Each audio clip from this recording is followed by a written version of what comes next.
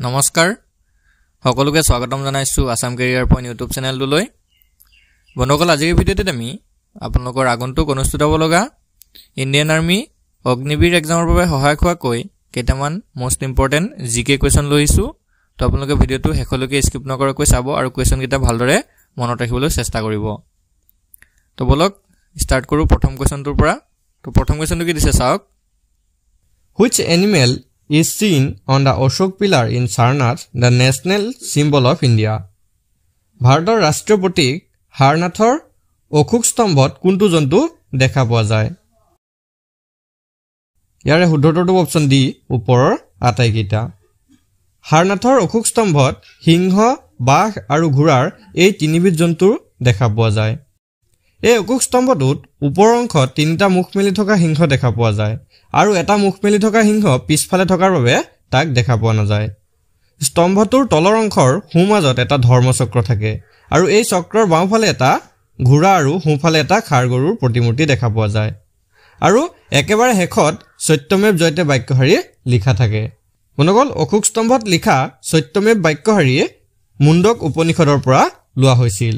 আপোনালোকে এইটো কথা মনত ৰাখি থব, এইকেইটাৰ ওপৰত পৰীক্ষাত প্ৰশ্ন আহিব পাৰে। এইটোতো খুবেই ইম্পৰ্টেণ্ট কুৱেশ্যন হয় যে সত্যমেৱ জয়তে বাক্যশাৰী ক'ৰ পৰা লোৱা হয়। এইটো পৰীক্ষাত আহিয়ে থাকে, মনত ৰাখি থব মুণ্ডক উপনিষদৰ পৰা সত্যমেৱ জয়তে বাক্যশাৰী লোৱা হৈছে। নেক্সট কুৱেশ্যনটো হৈছে in which year was the Ashoka pillar at Sarnath adopted as the national symbol of India? অৰ্থাৎ হাৰনাথৰ অশোক স্তম্ভ ভাৰতৰ ৰাষ্ট্ৰীয় প্ৰতীক হিচাপে কিমান চনত গ্ৰহণ কৰা হৈছিল? শুদ্ধটো অপচন বি 1950। বন্ধুসকল মনত ৰাখি থব 1950 চনৰ 26 জানুৱাৰীৰ দিনা, মনত ৰাখি থব 1950 চনৰ 26 জানুৱাৰীৰ দিনা ভাৰতৰ ৰাষ্ট্ৰীয় প্ৰতীক হিচাপে অশোক স্তম্ভটোক গ্ৰহণ কৰা হৈছিল। নেক্সট কুৱেশ্যনটো হৈছে how long should I complete singing the national anthem of India? ভাৰতৰ ৰাষ্ট্ৰীয় সংগীত কিমান সময়ৰ ভিতৰত গাই সম্পূৰ্ণ কৰিব লাগে? শুদ্ধটো অপচন এ 52 ছেকেণ্ডত। ভাৰতৰ ৰাষ্ট্ৰীয় সংগীতটো 52 ছেকেণ্ডত গাই শেষ কৰিব লাগে। বন্ধুসকল 1950 চনৰ 24 জানুৱাৰীত সংবিধান সভাই জনগণ মন গীতটিক ভাৰতৰ ৰাষ্ট্ৰীয় সংগীত হিচাপে গ্ৰহণ কৰিছিল। আপোনালোকে মনত ৰাখি থব 1950 চনৰ 24 জানুৱাৰী তাৰিখে। নেক্সট কুৱেশ্যনটো হৈছে where was the national anthem of India perform for the first time? ভাৰতৰ ৰাষ্ট্ৰীয় সংগীত প্ৰথমবাৰৰ বাবে ক'ত পৰিৱেশন কৰা হৈছিল? খুবেই ইম্পৰ্টেণ্ট কুৱেশ্যন হয়। ইয়াৰে শুদ্ধটো অপচন এ কলকাতা। ভাৰতৰ ৰাষ্ট্ৰীয় সংগীতটো প্ৰথমবাৰৰ বাবে গোৱা হৈছিল 1911 চনৰ 27 ডিচেম্বৰ তাৰিখে।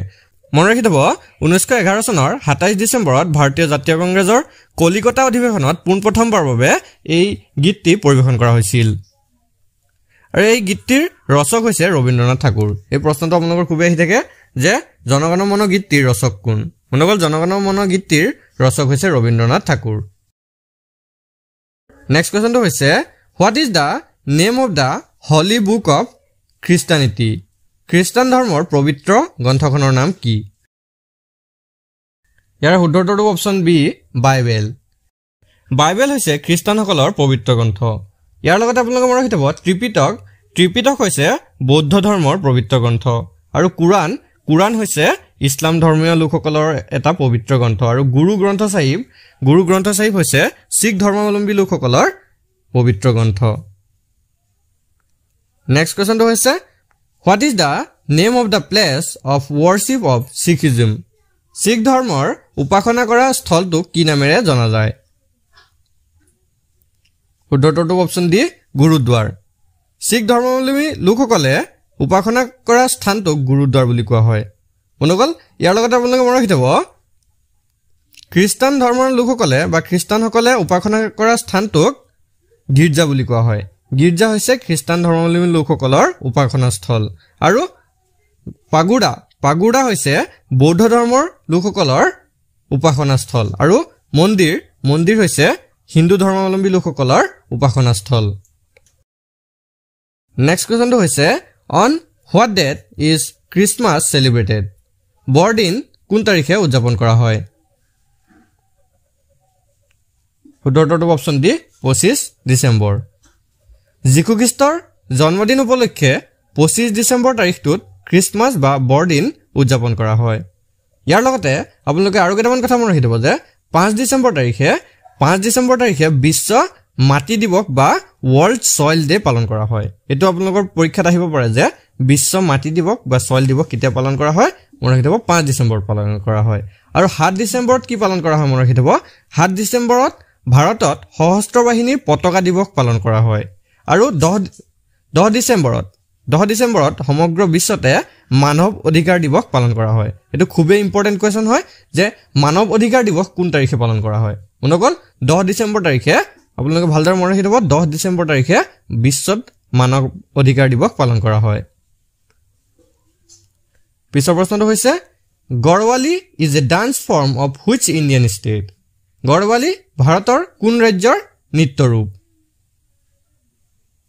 ইয়াৰে শুদ্ধ উত্তৰটো অপচন সি উত্তৰাখণ্ড গড়ৱালি হৈছে উত্তৰাখণ্ড ৰাজ্যৰ এক নৃত্য ৰূপ ইয়াৰ লগতে আপোনালোকে আৰু কেইটামান কথা মনত ৰাখিব গুজৰাটৰ এটা নৃত্য ৰূপ হৈছে গৰবা আৰু ঝাৰখণ্ডৰ এটা প্ৰসিদ্ধ নৃত্য হৈছে ছাউ আৰু কৰ্ণাটকৰ এটা প্ৰসিদ্ধ নৃত্য হৈছে যক্ষগন নেক্সট কোৱেশ্চনটো হৈছে which of the following is a popular dance in the state of Punjab তলৰ কোনটো পাঞ্জাব ৰাজ্যৰ এক জনপ্ৰিয় নৃত্য শুদ্ধ উত্তৰটো অপচন ডি ভাংৰা হৈছে পাঞ্জাব ৰাজ্যৰ এক জনপ্ৰিয় নৃত্য ইয়াৰ লগতে আপোনালোকে মনত ৰাখিব সত্ৰীয়া নৃত্যটো আমাৰ যেটো সত্ৰীয়া নৃত্য দিছে এই সত্ৰীয়া নৃত্যটো হৈছে অসমৰ এক নৃত্য ৰূপ ইয়াৰ লগতে মনত ৰাখিব যে সত্ৰীয়াটো হৈছে অসমৰ শাস্ত্ৰীয় নৃত্য এটো পৰীক্ষাত আহিব পাৰে যে অসমৰ শাস্ত্ৰীয় নৃত্যটো কি মনত ৰাখিব সত্ৰীয়া হৈছে অসমৰ শাস্ত্ৰীয় নৃত্য ছাউ ইতিমধ্যে আমি পাই আহিছো যে ছৌ হৈছে বিহাৰ উৰিষ্যা পশ্চিম বংগ আৰু ঝাৰখণ্ড ৰাজ্যৰ এক বিশিষ্ট নৃত্য ৰূপ আৰু ভাৰতনাট্যমটো হৈছে তামিলনাডু ৰাজ্যৰ এক নৃত্য ৰূপ পিছৰ প্ৰশ্নটো চাওঁ which of the following ethnic group lives in Arunachal Pradesh তলৰ কোনটো জনগোষ্ঠী অৰুণাচল প্ৰদেশত বসবাস কৰে কাৰেক্ট আনসাৰটো অপচন ডি ওপৰৰ আটাইকেইটা আপাতানি মনপা নিচি ইয়াৰ লগতে মিচিপি মাইজি আদি জনগোষ্ঠীসমূহেও অৰুণাচলত বসবাস কৰে তো বন্ধুসকল নেক্সট কুৱেশ্যন কেইটা চোৱাৰ আগতে আপোনালোকক আৰু এটা কথা জনাই থওঁ আমি অগ্নিবীৰ এক্সামৰ বাবে ফুল কোৰ্ছৰ কিছুমান ইম্পৰ্টেণ্ট PDF আমি লৈ আহিছোঁ ইয়াতে আপোনালোকে ইণ্ডিয়ান জিকে ইণ্ডিয়ান হিষ্ট্ৰী জিঅ'গ্ৰাফি বা ইণ্ডিয়ান কালচাৰ কাৰেণ্ট এফেয়াৰ্ছ সকলোবিলাকৰ ইম্পৰ্টেণ্ট PDF নোটছবিলাক পাই যাবগৈ সায়েন্সৰ বায়'লজি কেমিষ্ট্ৰি তাৰপিছতে ফিজিক্স এইবিলাকৰ ইম্পৰ্টেণ্ট PDF বিলাক পাই যাব লগতে মেথছৰ আৰু ৰিজনিঙৰ ইম্পৰ্টেণ্ট PDF বিলাকো ইয়াতে আপোনালোকে পাই যাবগৈ আপোনালোকে আৰু এক্সট্ৰাকৈ কোনো কিতাপ কিনাৰ দৰকাৰ নাই যদি আপোনালোকে এই PDF খিনি ভালদৰে পঢ়ে তেতিয়াহ'লে ইয়াতে আপোনালোকৰ সকলোবিলাক কমপ্লিট হৈ যাবগৈ কাৰণ এনেকুৱা বহুতো কেণ্ডিডেট আছে যিসকলে আছামিজ মিডিয়ামত এবাৰ এক্সাম দিব কিন্তু আছামিজ মিডিয়ামত ভাল কিতাপ তেওঁলোকে পোৱাই নাই নাপায় সো ইয়াতে আমি সব কিতাপবিলাকৰ পৰা হিন্দী ইম্পৰ্টেণ্ট কিতাপবিলাকৰ পৰাই নোটছবিলাক বনাইছোঁ সো যদি আপোনালোকৰ লাগে ইয়াতে স্ক্ৰীনত এটা নাম্বাৰ দেখিছে সেই নাম্বাৰটোত আমাক হোৱাটছআপত মেছেজ কৰিব আৰু জনাই দিব যে অগ্নিবীৰৰ কোৰ্সটো লাগে বা PDF খিনি লাগে তো কেৱল মাত্ৰ আপোনালোকে 199 অৰ্থাৎ 200 টকাত এক্সামৰ আগলৈকে PDF নোটছবিলাক পাই থাকিব আৰু ফুল প্ৰিপাৰেচন আপোনালোকক কৰাই দিয়া হ'ব তো যদি প্ৰয়োজন হয় স্ক্ৰীনত থকা নাম্বাৰটোত এতিয়া আমাক হোৱাটছআপত মেছেজ কৰক ঠিক আছে তো আগবাঢ়ো এতিয়া আমি নেক্সট কুৱেশ্যনটো কি দিছে চাওক Which is the highest civilian award in India? ভাৰতৰ সৰ্বোচ্চ অসামৰিক বঁটা কোনটো মনত ৰাখিব ইয়াৰ শুদ্ধ উত্তৰটো হৈছে অপচন এ ভাৰত ৰত্ন বঁটা এই ভাৰত ৰত্ন বঁটাটো প্ৰতিষ্ঠা হৈছিল 1954 চনৰ 2 জানুৱাৰীত মনত ৰাখিব 1954 চনৰ 2 জানুৱাৰীত ভাৰত ৰত্ন বঁটা যেটো ভাৰতৰ সৰ্বোচ্চ অসামৰিক বঁটা এটো প্ৰতিষ্ঠা হৈছিল ভাৰত ৰত্ন বঁটা প্ৰাপক প্ৰথম ভাৰতীয় গৰাকী হৈছে ৰাজনীতিবিদ চি ৰাজাগোপালচাৰী এটো আপোনালোকৰ পৰীক্ষাত আহিব পাৰে মনত ৰাখিব ইয়াৰ লগতে মনত ৰাখিব ভাৰত ৰত্ন বঁটা লাভ কৰা প্ৰথমজন দাৰ্শনিক হৈছে ডক্টৰ সৰ্বপল্লী ৰাধাকৃষ্ণন আৰু ভাৰত ৰত্ন বঁটা লাভ কৰা প্ৰথমজন বিজ্ঞানী হৈছে CV ৰমন এই তিনিজনক 1954 চনত প্ৰথম ভাৰত ৰত্ন বঁটাৰে সন্মানিত কৰা হৈছিল নেক্সট কোৱেশ্যনটো হৈছে what is the name of the second highest mountain peak in the world পৃথিৱীৰ দ্বিতীয় সৰ্বোচ্চ পৰ্বত শিখৰটোৰ নাম কি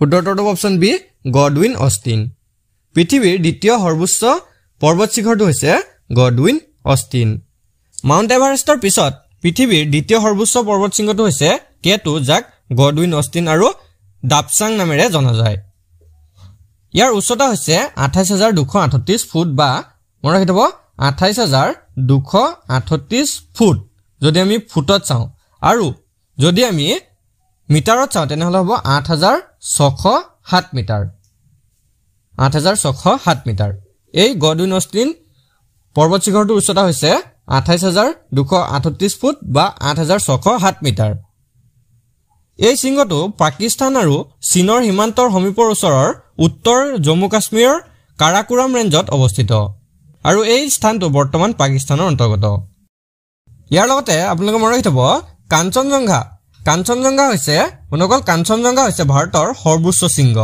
ই বিশ্বৰ তৃতীয় পৰ্বত শিখৰ এই শৃংগক ফিফ্থ ট্ৰেজাৰ অফ স্নো নামেৰেও জনা যায় ইয়াৰ উচ্চতা হৈছে সাগৰ পৃষ্ঠৰ পৰা 8586 মিটাৰ এই শৃংগটো ছিকিম ৰাজ্যত অৱস্থিত ইয়াৰ লগতে মনত ৰাখিব মাউণ্ট এভাৰেষ্ট হৈছে বিশ্বৰ আটাইতকৈ ওখ পৰ্বত শৃংগ পৃথিৱীৰ আটাইতকৈ ওখ পৰ্বত শৃংগটো হৈছে মাউণ্ট এভাৰেষ্ট এই শৃংগটো নেপালৰ হিমালয়ত অৱস্থিত ইয়াৰ উচ্চতা হৈছে 8000 মনত ৰাখিব মাউণ্ট এভাৰেষ্টৰ উচ্চতা হৈছে 8848 মিটাৰ এতিয়া আমি নেক্সট কোৱেশ্চনটো চাওঁ what is the name of the largest delta in India ভাৰতৰ আটাইতকৈ ডাঙৰ বদ্বীপটোৰ নাম কি শুদ্ধটো অপচন এ সুন্দৰবন বদ্বীপ ভাৰতৰ পশ্চিমবংগ ৰাজ্যৰ হুগলী নদীৰ পৰা বাংলাদেশৰ বালেশ্বৰ নদীলৈকে এই সুন্দৰবন বদ্বীপটো অৱস্থিত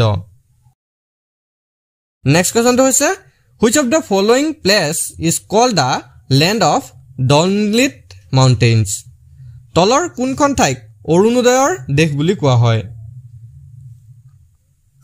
ইয়াৰ শুদ্ধটো অপচন এ অৰুণাচল প্ৰদেশক অৰুণোদয়ৰ দেশ বুলি জনা যায় ইয়াৰ লগতে আপোনালোকে মনত ৰাখিব মদন কামদেৱক অসমৰ খাজুৰাহো নামেৰে জনা যায় যোৰহাটক অসমৰ চাহ ৰাজধানী নামেৰেও জনা যায় আৰু ডিগবৈক অসমৰ তৈল নগৰী হিচাপে জনা যায় এইকেইটা কথা মনত ৰাখিব আপোনালোকৰ পৰীক্ষাত সহায় হ'ব পাৰে নেক্সট কোৱেশ্চনটো হৈছে which of the following place is called the Nabadwip of Assam তলৰ কোনখন ঠাইক অসমৰ নৱদ্বীপ বুলি কোৱা হয়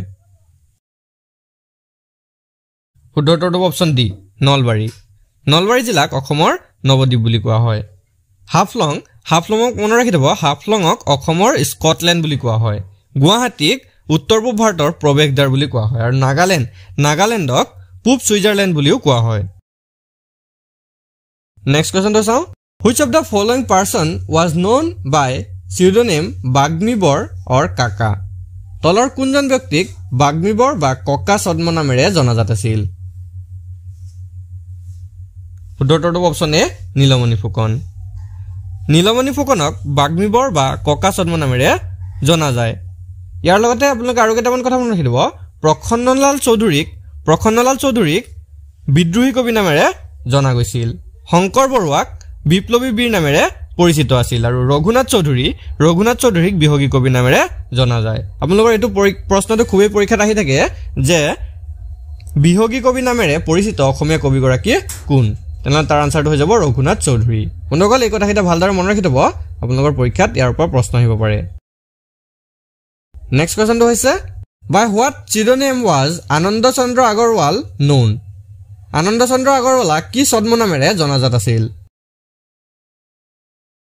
শুদ্ধটো অপচন বি ভাঙনি কোঁৱৰ আনন্দ চন্দ্ৰ আগৰৱালাক ভাঙনি কোঁৱৰ ছদ্ম নামেৰে পৰিচিত আছিল বন্ধুসকল ইয়াৰ লগতে আপোনালোকে মনত ৰাখি থ'ব ভাষা তত্ত্ববিদ নামে পৰিচিত আছিল ডক্টৰ বাণীকান্ত কাকতি মঞ্চ কোঁৱৰ নামেৰে পৰিচিত আছিল চন্দ্ৰধৰ গোস্বামী আৰু মঞ্চ সূৰ্য বুলি আমি ধৰণী বৰ্মনক জনাওঁ নেক্সট কোৱেশ্চনটো হৈছে what is the name of the largest state in the north east উত্তৰ পূৰ্বাঞ্চলৰ বৃহত্তম ৰাজ্যখনৰ নাম কি শুদ্ধটো অপচন বি অৰুণাচল প্ৰদেশ উত্তৰ পূৰ্বাঞ্চলৰ আটাইতকৈ ডাঙৰ ৰাজ্যখন হৈছে অৰুণাচল প্ৰদেশ ইয়াৰ আয়তন হৈছে ৮৩,৭৪৩ বৰ্গ কিলোমিটাৰ। ইয়াৰ লগতে মনত ৰাখি থব অসম হৈছে উত্তৰ পূব ভাৰতৰ দ্বিতীয় বৃহত্তম ৰাজ্য আৰু অসমৰ মাটিকালি হৈছে ৭৮,৪৩৮ বৰ্গ কিলোমিটাৰ। নেক্সট কুৱেশ্যনটো চাওঁ। What is the name of the largest national park in the north east? উত্তৰ পূৰ্বাঞ্চলৰ বৃহত্তম ৰাষ্ট্ৰীয় উদ্যানখনৰ নাম কি? কাৰেক্ট এনচাৰটো অপশ্যন চি নামদফা। নামদফা ৰাষ্ট্ৰীয় উদ্যান হৈছে অৰুণাচল প্ৰদেশত অৱস্থিত উত্তৰ পূৰ্বাঞ্চলৰ আটাইতকৈ বৃহৎ ৰাষ্ট্ৰীয় উদ্যান। অনুকল ইয়াৰ লগতে মনত ৰাখি থব কাজিৰঙা আৰু মানাহ হৈছে অসমৰ ৰাষ্ট্ৰীয় উদ্যান আৰু পান্না হৈছে মধ্যপ্ৰদেশত অৱস্থিত এটা ৰাষ্ট্ৰীয় উদ্যান। নেক্সট কুৱেশ্যনটো হৈছে who was the chief minister of Assam when the 1985 Assam Accord was signed? 1985 চনৰ অসম চুক্তি স্বাক্ষৰ কৰাৰ সময়ত অসমৰ মুখ্যমন্ত্ৰী কোন আছিল? শুদ্ধটো অপশ্যন চি হিতেশ্বৰ শইকীয়া। অনুকল 1985 চনৰ অসম চুক্তি স্বাক্ষৰ কৰাৰ সময়ত অসমৰ মুখ্যমন্ত্ৰী আছিল হিতেশ্বৰ শইকীয়া আৰু সেই সময়ত ভাৰতৰ প্ৰধানমন্ত্ৰী আছিল ৰাজীৱ গান্ধী। নেক্সট কুৱেশ্যনটো হৈছে Assam falls in which geographical part of India? ভাৰতৰ কোনটো ভৌগোলিক ভাগত অসম পৰে? ইয়াৰ কাৰেক্ট এনচাৰটো অপশ্যন বি গংগা সিন্ধু ব্ৰহ্মপুত্ৰৰ সমভূমি। নেক্সট কুৱেশ্যনটো হৈছে in which year did the Assam movement demanding the exclusion of foreigner start? বিদেশী বহিষ্কাৰৰ দাবীত অসম আন্দোলন কোন চনত আৰম্ভ হৈছিল? কাৰেক্ট এনচাৰটো অপশ্যন বি 1979 চনত। এই আন্দোলনৰ প্ৰথম প্ৰতিবাদী কাৰ্যসূচী আৰম্ভ কৰিছিল আছুৱে। নেক্সট কুৱেশ্যনটো হৈছে which of the following is the daughter of Sankardev? তলৰ কোনগৰাকী শংকৰদেৱৰ কন্যা? ইয়াৰে শুদ্ধ উত্তৰটো অপশ্যন চি মনু। মনু শংকৰদেৱৰ কন্যা। নেক্সট কুৱেশ্যনটো হৈছে হু ৱাজ কনকলতা? কনকলতা কোন আছিল? শুদ্ধ উত্তৰটো অপশ্যন চি 1942 চনৰ ভাৰত ত্যাগ আন্দোলনৰ শ্বহীদ। 1942 চনত অতি কম বয়সীয়া কনকলতা বৰুৱাক গহপুৰ থানাত ইংৰাজ সৈনিকে গুলীয়াই হত্যা কৰিছিল। পিছৰ প্ৰশ্নটো হৈছে which hero of Assam fought for Pandavas in the battle of Kurukshetra? Kurukshetra যুদ্ধত অসমৰ কোনজন বীৰে পাণ্ডৱৰ হৈ যুদ্ধ কৰিছিল? কাৰেক্ট এনচাৰটো অপশ্যন বি ঘটোৎকচ। ঘটোৎকচ আছিল দ্বিতীয় পাণ্ডৱ ভীমৰ ঔৰসত আৰু মণিপুৰৰ জীয়ৰী হিড়িম্বাৰ গৰ্ভত জন্মগ্ৰহণ কৰা মহাবীৰ। ইয়াৰ লগতে মনত ৰাখি থব বব্ৰুবাহন আছিল পাণ্ডৱৰ ৰাজকুমাৰ অৰ্জুন আৰু মণিপুৰৰ ৰাজকুমাৰী চিত্ৰংগদৰ পুত্ৰ আৰু ভগদত্ত আছিল নৰকাসুৰৰ পুত্ৰ তথা প্ৰাগজ্যোতিষৰ ৰজা। নেক্সট কুৱেশ্যনটো হৈছে where is the Bhairavi temple located? Bhairavi মন্দিৰ ক'ত অৱস্থিত? অনুকল ইয়াৰ কাৰেক্ট এনচাৰটো অপশ্যন ডি তেজপুৰ। শোণিতপুৰ জিলাৰ তেজপুৰত ভৈৰৱী মন্দিৰ অৱস্থিত। এই মন্দিৰটো বানাসুৰ ৰজাই তেজপুৰত নিৰ্মাণ কৰিছিল বুলি জনা যায়। নেক্সট কুৱেশ্যনটো হৈছে which traveller came to Assam with Mir Jumla? Mir জুমলাৰ লগত কোন পৰিব্ৰজক অসমলৈ আহিছিল? শুদ্ধটো option A Shihabuddin Talish. Next কুৱেশ্যনটো হৈছে which of the following sanctuaries in Assam is a world heritage site? অসমৰ তলৰ কোনখন অভয়াৰণ্য বিশ্ব ঐতিহ্য ক্ষেত্ৰ? কাৰেক্ট এনচাৰটো অপশ্যন বি কাজিৰঙা ৰাষ্ট্ৰীয় উদ্যান। এই ৰাষ্ট্ৰীয় উদ্যানখন গোলাঘাট নগাঁও আৰু শোণিতপুৰ জিলাত অৱস্থিত। 1985 চনত কাজিৰঙাক ইউনেস্কোৰ বিশ্ব ঐতিহ্য ক্ষেত্ৰ হিচাপে চিহ্নিত কৰা হৈছিল। মনত ৰাখি থব 1985 চনত ইউনেস্কোই কাজিৰঙাক বিশ্ব ঐতিহ্য ক্ষেত্ৰ হিচাপে ঘোষণা কৰিছিল। ইয়াৰ লগতে মনত ৰাখি থব জিম কৰবেট ৰাষ্ট্ৰীয় উদ্যানখন হৈছে ভাৰতৰ প্ৰথম ৰাষ্ট্ৰীয় উদ্যান। এই জিম কৰবেট ৰাষ্ট্ৰীয় উদ্যানখন উত্তৰাখণ্ড ৰাজ্যত অৱস্থিত আৰু গিৰ ৰাষ্ট্ৰীয় উদ্যানখন হৈছে গুজৰাট ৰাজ্যৰ এক বিখ্যাত ৰাষ্ট্ৰীয় উদ্যান। নেক্সট কুৱেশ্যনটো হৈছে where is the university of Assam located? Assam বিশ্ববিদ্যালয় ক'ত অৱস্থিত? শুদ্ধটো অপশ্যন ডি শিলচৰ। অসম বিশ্ববিদ্যালয় শিলচৰত অৱস্থিত। নেক্সট কুৱেশ্যনটো হৈছে who started the first community radio' in Assam? অসমৰ প্ৰথম কমিউনিটি ৰেডিঅ' কোনে আৰম্ভ কৰিছিল? শুদ্ধটো অপশ্যন ডি কৃষ্ণকান্ত সন্দিকৈ ৰাজ্যিক মুক্ত বিশ্ববিদ্যালয় নেক্সট কোৱেশ্চনটো হৈছে which Ahom general fail in the battle of with the Turk তুৰ্বকৰ লগত হোৱা যুদ্ধত কোন আহোম সেনাপতি ৰণত পৰিছিল শুদ্ধটো অপচন এ ফ্ৰাছেংমুং বৰগোহাঁই মূলাগাভৰু আছিল ফ্ৰাছেংমুং বৰগোহাঁইৰ পত্নী আৰু সুফিমফাৰ কন্যা ইয়াৰ লগতে আপোনালোকে মনত ৰাখিব আতান বৰগোহাঁই আছিল আহোম ৰাজ্যৰ প্ৰধানমন্ত্ৰী লালু খোলা বৰফুকন আছিল লাচিত বৰফুকনৰ শ্ৰেষ্ঠ ভাতৃ আৰু লাচিত বৰফুকন আছিল আহোমৰ প্ৰধান সেনাপতি নেক্সট কোৱেশ্চনটো হৈছে the highest temple in Assam is অসমৰ সৰ্বোচ্চ মন্দিৰটো কোনটো উত্তৰটো অপচন ডি নগাঁৱৰ মহামৃত্যুঞ্জয় মন্দিৰ নগাঁৱৰ মহামৃত্যুঞ্জয় মন্দিৰটো হৈছে অসমৰ আটাইতকৈ ওখ মন্দিৰ এই মন্দিৰটো নিৰ্মাণৰ আগলৈকে শিৱসাগৰৰ শিৱদৌল অসমৰ সৰ্বোচ্চ মন্দিৰ আছিল বন্ধুসকল এই মহামৃত্যুঞ্জয় মন্দিৰৰ উচ্চতা হৈছে 126 ফুট ইয়ে হৈছে বিশ্বৰ সৰ্ববৃহৎ শিৱলিংগ ইয়াৰ লগতে আপোনালোকে মনত ৰাখিব শিৱসাগৰৰ শিৱদৌলৰ উচ্চতা হৈছে 104 ফুট বন্ধুসকল মহামৃত্যুঞ্জয় মন্দিৰৰ উচ্চতা হৈছে 126 ফুট আৰু শিৱদৌলৰ উচ্চতা হৈছে 104 ফুট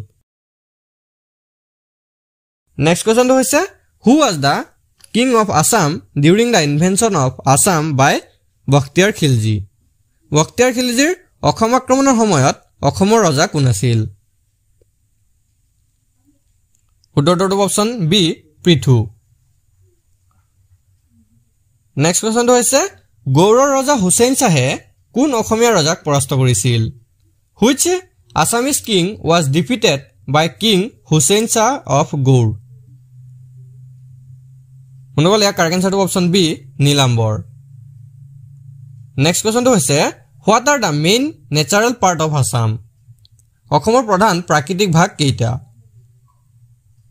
উত্তৰটো অপচন বি 4টা অসমৰ প্ৰধান প্ৰাকৃতিক ভাগ হৈছে 4টা আৰু সেইকেইটা হৈছে ব্ৰহ্মপুত্ৰৰ উপত্যকা অঞ্চল বৰাক উপত্যকা বা কাছাৰ সমতল ভূমি আৰু 3 নম্বৰটো হৈছে কাৰ্বি মালভূমি অঞ্চল আৰু 4 নম্বৰটো হৈছে বৰাইল তথা দক্ষিণৰ পাৰ্বত্য অঞ্চল নেক্সট কোৱেশ্চনটো হৈছে during the reign of which Ahom king did the Mughal invade Assam for the last time মুগলে কোন আহোম ৰজাৰ দিনত শেষৰবাৰৰ বাবে অসম আক্ৰমণ কৰিছিল ইয়াৰ কাৰেক্ট এনচাৰটো অপচন ডি গদাধৰ সিংহ নেক্সট কোৱেশ্চনটো হৈছে what was the former name of Assam সাহিত্য সভা অসম সাহিত্য সভাৰ পূৰ্বৰ নাম কি আছিল ইয়াৰে শুদ্ধটো অপচন সি হদৌ আছাম সাহিত্য সন্মিলনী অসম সাহিত্য সভাৰ পূৰ্বৰ নাম আছিল হদৌ আছাম সাহিত্য সন্মিলনী নেক্সট কোৱেশ্চনটো হৈছে where did Swargadeo Jayadhwaj Singha flee when Mirjumla captured Gargaon মিৰ্জুমলাই গড়গাঁও অধিকাৰ কৰোঁতে স্বৰ্গদেউ জয়ধ্বজ সিংহ কলৈ পলাই গৈছিল কাৰেক্ট এনচাৰটো অপচন সি নামৰূপ নেক্সট কোৱেশ্চনটো হৈছে what is the name of the first Assamese female singer to win the national award ৰাষ্ট্ৰীয় বঁটা বিজয়ী প্ৰথম অসমীয়া মহিলা কণ্ঠশিল্পীগৰাকীৰ নাম কি ইয়াৰে শুদ্ধটো অপচন বি তৰালী শৰ্মা ৰাষ্ট্ৰীয় বঁটা বিজয়ী প্ৰথম অসমীয়া কণ্ঠশিল্পীগৰাকী আছিল তৰালী শৰ্মা তেওঁ 2003 চনত অসমীয়া আকাশী তৰাৰ কথাৰে চলচ্চিত্ৰৰ বাবে শ্ৰেষ্ঠ মহিলাৰ প্লেবেক গায়িকাৰ ৰাষ্ট্ৰীয় চলচ্চিত্ৰ বঁটা লাভ কৰিছিল বন্ধুসকল আজি ভিডিঅ'ৰ শেষৰ কোৱেশ্চনটো হৈছে which tribe celebrates the Porag festival Porag উৎসৱ কোনটো জনগোষ্ঠীয়ে উদযাপন কৰে শুদ্ধটো অপচন ডি মিচিং বন্ধুসকল মিচিং জনগোষ্ঠীৰ লোকসকলে পৰাগ উৎসৱটো উদযাপন কৰে আজি ভিডিঅ'টো আপোনালোকৰ বাবে ইনফৰ্মেটিভ হ'লে ভিডিঅ'টো এটা লাইক কৰি দিব আৰু এনে ধৰণৰ ডেইলি ভিডিঅ'সমূহ পাবলৈ আমাৰ চেনেলটো ছাবস্ক্ৰাইব কৰি কাষত থকা বেল আইকনটো দবাই দিব ধন্যবাদ